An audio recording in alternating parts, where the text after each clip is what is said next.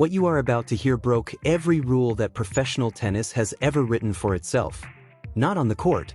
Not during a match. Not after a trophy presentation or a championship speech. Before any of that. Before a single ball had been struck at Roland Garros. Before she had even cleared customs.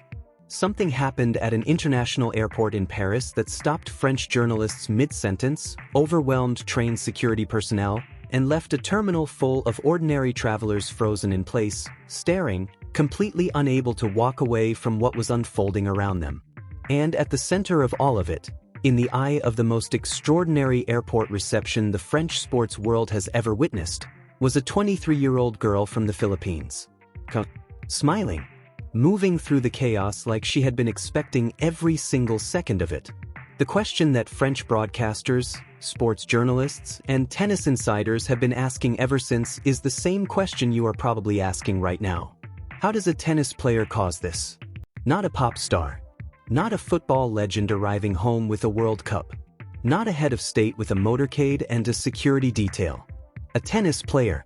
A young woman with a racket and a seating number, stepping off a commercial flight into the arrivals hall of Charles de Gaulle Airport, and being received like the greatest thing France had seen in years. Because what happened that night was not just a crowd. What happened that night was a signal. Loud enough to rattle glass. Loud enough to stop airport workers mid-step. Loud enough that French reporters who have covered Grand Slam ceremonies and Champions League finals and presidential visits stood there in the terminal with their cameras rolling and their mouths open, completely at a loss for what category to put this moment in. Her name is Alexandra Eala. And if you do not already know that name, you are going to want to remember it. Because what is forming around this young woman is not a moment. It is not a story that peaks at an airport and fades quietly into the background once the tournament begins. It is the opening chapter of something that the world of tennis has genuinely never encountered before. And it is only getting bigger. But here is what nobody outside the Filipino community fully understood until that night. What descended on Charles de Gaulle Airport was not spontaneous. It was not a group of excited supporters who heard a flight number and rushed over with flags. What arrived at that terminal was weeks of organized, deeply intentional, continent-wide planning. Filipino communities from the suburbs of Paris to Marseille, from Lyon to Nice, from neighboring countries stretching across Europe, they had been coordinating for weeks before her plane ever left the ground. They arranged transportation across national borders. They ordered custom jerseys with her name and number. They imported thousands of blue, red, and yellow flags. They rehearsed synchronized chants with the precision of a military choir preparing for a national ceremony. They built, entirely from scratch on foreign soil, a homecoming for a player who was technically the visitor. French authorities had been informed. Officials prepared. By most accounts, the estimate was somewhere in the range of a few hundred supporters. A notable turnout for a tennis arrival, certainly larger than usual, but manageable. Something that could be absorbed into the normal flow of a busy international airport without disruption. What arrived made that estimate look almost embarrassingly small. Security had to be reinforced multiple times before her flight even touched down. And when it did, when word moved through the terminal that she was close, the sound that erupted was not the kind of cheering you hear when a favorite player wins a point. It was something deeper, something that had been compressed and stored for a very long time, finally released all at once, in the most public place imaginable. And then the doors opened and she walked through. Camera flashes detonated across the terminal in continuous white waves. Elderly supporters who had made 4-hour train journeys on a Tuesday night were pressed against the barriers in the front rows, holding handmade banners with 2 words, Leben, Alex. Fight, Alex. Children sat on their parents' shoulders staring at her with the wide-eyed silence that children reserve for someone they have only ever seen through a screen, someone who until this exact moment existed only as a legend and is now suddenly, impossibly, real. French journalists, people who have stood courtside at Grand Slam finals, who have covered World Cup victories and Olympic ceremonies, admitted afterward, some of them on live broadcast, that they had never in their professional lives seen an airport arrival like this for a tennis player. Not once. Not even close. One broadcaster searched for the right phrase and finally landed on this. A peaceful invasion of joy. That phrase spread faster than the footage itself, because it was accurate in a way that feels almost too precise. What entered Charles de Gaulle that night was not aggression. It was not disruption. It was not chaos. It was joy. Pure, organized, overwhelming, synchronized joy, directed with laser-like intensity at one single human being. But here is where the story goes far deeper than the spectacle. Here is what the flags and the drums and the shaking terminal windows cannot explain on their own. Because to understand why tens of thousands of people across an entire continent organized themselves around the arrival of a 23-year-old tennis player, you have to understand who Alexandra Eala actually is. Not just as an athlete, as a symbol, as a story that an entire nation has been quietly watching build for years, waiting for the moment it would finally be loud enough for the rest of the world to hear. She grew up in Quezon City. She found her way to the Rafa Nadal Academy in Manacor, Spain, one of the most elite tennis development environments on earth, a program that does not produce players so much as it produces weapons, where her game was constructed from the ground up around three foundational qualities: relentless pressure, tactical intelligence beyond her years, and a mental composure that coaches at the academy described, in interviews, as almost unsettling for someone her age. Left-handed, fearless, engineered to dismantle opponents before they ever locate their rhythm, before they ever settle into the match, before they ever feel comfortable with what they are being asked to deal with from the other side of the net. She dominated at the junior level. The titles followed. The rankings climbed. But alongside the results, something else was building. Something that no ranking system and no official tournament record could measure or contain.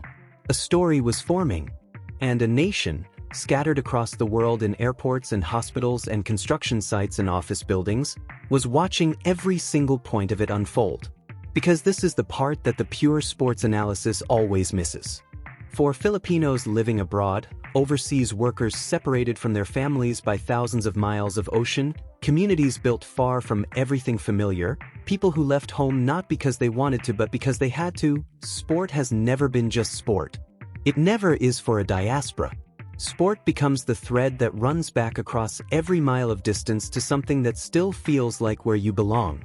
It becomes identity. It becomes proof. And when Alexandra Eala steps onto a court carrying the name of the Philippines, she does not step on alone. She carries the accumulated hope and longing and pride of millions of people who see in her journey something that mirrors their own: the distance traveled, the sacrifice made, the refusal to disappear. That is why the chants at Charles de Gaulle were not casual. That is why an elderly woman who had never attended a tennis match in her life made a 4-hour train journey on a work night to stand in a terminal and wave a flag for 30 seconds. That is why the phrase circulating online in the days before her arrival, 50,000 Pinoys ready, was never just a social media slogan. It was a declaration. It was an entire community announcing itself to a country that had no idea they were there, that they were this organized, that they were this powerful, that they were this ready. And now consider what all of this means for Roland Garros itself. Because this is the point in the story where the rest of the tennis world is only beginning to understand the full weight of what has arrived. France has one of the most sacred relationships with clay court tennis anywhere on earth. Roland Garros is not simply a tournament held in Paris. It is a cultural institution. The red dirt of the Bois de Boulogne is treated almost like a historical artifact, something that demands respect from every player who walks onto it, something that rewards patience and intelligence and physical endurance above almost everything else. French tennis crowds are passionate, absolutely. But they are passionate in a specifically French way. Knowledgeable. Measured.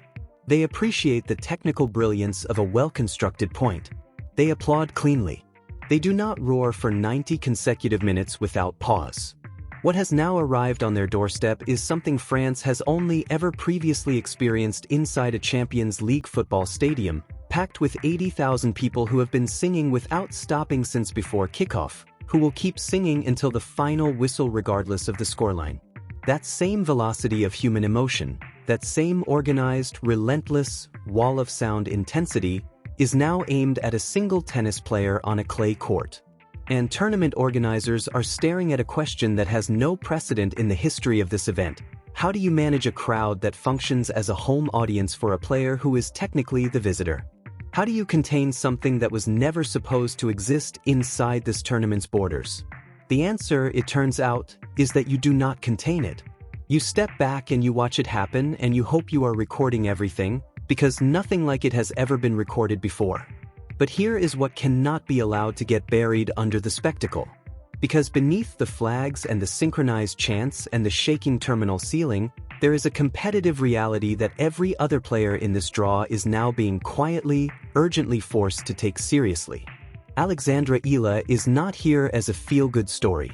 She is not here as a symbol to be admired from a distance and then comfortably set aside once the actual tennis begins.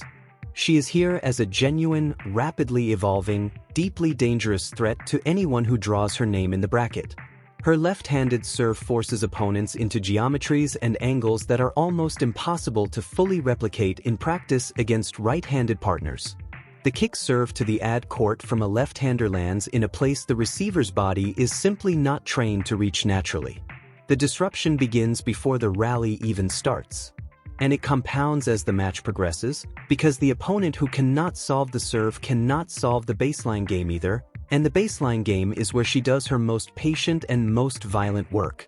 Patient and violent at the same time. That combination sounds contradictory until you watch it operate in real time. She waits.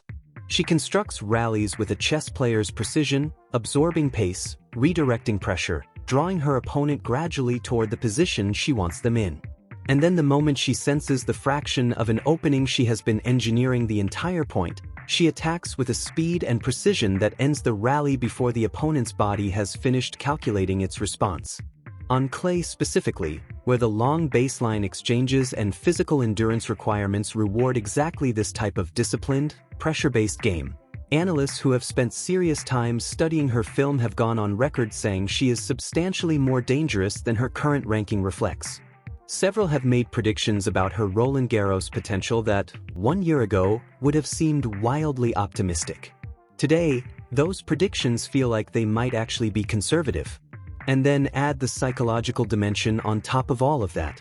Imagine being a player from France, competing at your home Grand Slam, on the most iconic clay surface in the world, in front of your home crowd, with your entire nation watching. You walk onto that court carrying everything that home advantage is supposed to give you: familiarity, comfort, support, the crowd's energy pulling you forward every time you need it. And then the noise hits you. And it is not coming from your side. The crowd that was supposed to be yours is completely overwhelmed, completely drowned out, by a wall of organized, thundering, synchronized support for the player standing across the net. Not hostile to you. Not booing. Something psychologically harder to manage than booing. A wall of pure, focused, unwavering noise aimed at someone else, sustained without break, drawing energy from itself, growing louder every time she wins a point. That is not a neutral environment. That is not a pressure you can prepare for in a practice session or simulate with a training partner. That is a weight that lands in the middle of a live Grand Slam match with no preparation time and no relief for as long as the match continues. Players who have faced home crowd disadvantage in other sports describe it as something that feels almost personal, as though the air itself has turned against you. And on a clay court, where matches routinely stretch to 2 and 3 hours, that psychological weight does not lighten with time. It compounds. Opponents at Roland Garros will not be playing Alexandra Eala. They will be playing Alexandra Eala and 50,000 voices standing behind her and every Filipino family watching from a phone screen on the other side of the world at 3 in the morning who stayed awake specifically because this moment matters. But the most revealing thing that happened that night at Charles de Gaulle, the detail that almost every person who watched the footage missed entirely because the crowd was too overwhelming to look past, was not the crowd at all. Go back and watch the footage again. This time, stop watching the crowd. Watch her. She has just completed a long international flight. The moment she steps through those doors, the noise hits her with the physical force of a wave. Thousands of people are screaming her name. Cameras are in her face before she has taken 10 steps. Children are crying. Elderly supporters are reaching toward her through the barriers. The terminal ceiling is vibrating. And she is calm. Not the stiff, controlled, gritted teeth composure of someone enduring an overwhelming situation. Not the professional performance of someone doing what they know is expected of them. Genuine, warm, deeply rooted calm.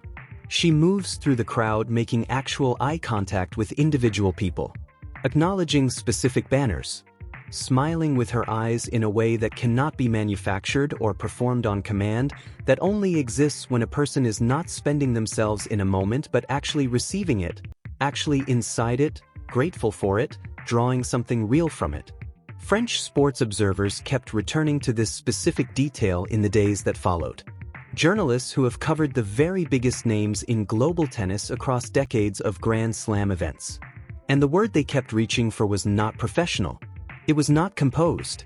The word that kept surfacing independently from multiple different sources was regal, unshakable, the eye of the storm. That composure, in that environment, at that age, after that flight, surrounded by that level of organized human emotion, that is perhaps the most alarming signal she sent to the rest of the Roland Garros draw before she had touched a ball. Because it does not tell you she can handle pressure. Every professional tennis player can handle pressure in a training environment. What it tells you is something much more unsettling. It tells you the pressure does not cost her anything. It tells you the pressure is not a burden she is learning to carry. It tells you the pressure is something she consumes, something that feeds her rather than depletes her, something that sharpens her rather than scattering her focus. And if that is true on the court the way it was true in that terminal, and every piece of evidence suggests it is, then the players in this draw are not simply facing a difficult opponent. They are facing an opponent who becomes more dangerous the louder the moment gets. An opponent for whom Roland Garros, with its 50,000 Filipinos and its synchronized chants and its historic noise and its global spotlight, is not a pressure situation. It is a power source. So what does all of this mean? What does it mean that Charles de Gaulle Airport shook on a Tuesday night in Paris? What does it mean that veteran French journalists are still searching for language to adequately describe what they witnessed? What does it mean that tournament officials are quietly recalibrating their expectations for what Roland Garros crowds can look and sound like in the modern era? It means something genuinely new has entered European tennis. Not gradually, not through a quiet accumulation of results building slowly toward a tipping point, but suddenly, loudly, with enough force to vibrate glass and freeze airport workers mid-step and bring elderly people across 4-hour train journeys just to wave a flag in an arrivals hall for 30 seconds. A 23-year-old woman from Quezon City, shaped at one of the greatest academies in the sport, carrying the hope of an entire diaspora scattered across an entire continent, has walked through the doors of Roland Garros. And she did not tiptoe in. She did not arrive quietly. She did not slip through hoping to avoid the weight of expectation. She arrived with 50,000 people announcing her. She arrived with drums and flags and synchronized chants and glass shaking and French reporters standing speechless in a terminal trying to find words big enough for what they were watching. The rest of the draw is adjusting. The French media is still searching for the right language. And the 50,000 Pinoys who said they were ready, they were not performing. They were not exaggerating. They were telling the truth about what this young woman means, about what this moment means, about what it feels like when a community that has always cheered from a distance finally gets close enough to be heard. Paris noticed. The tournament noticed. The sport noticed.